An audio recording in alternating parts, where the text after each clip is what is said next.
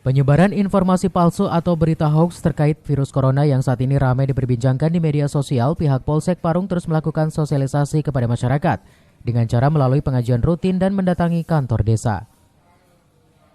Kapolsek Parung Kompol Fuji Astono mengatakan terkait penyebaran informasi hoax virus corona COVID-19 yang semakin masif di media sosial, pihak kepolisian meminta masyarakat tidak khawatir dan diimbau untuk tetap waspada.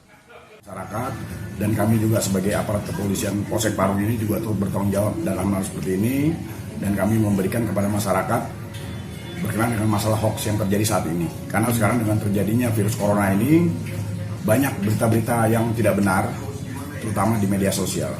Jadi saya juga menekankan kepada para kepala desa bisa disosialisasikan kepada masyarakatnya berkenaan dengan berita-berita hoax ini harus betul-betul diperhatikan, jangan sampai terpengaruh dengan berita-berita. Untuk mencegah virus corona, pihak kepolisian telah melakukan giat bersih-bersih tempat ibadah dan sejumlah tempat keramaian di wilayah Kecamatan Parung. Dari Parung, Kabupaten Bogor, Suhanda Abriji melaporkan.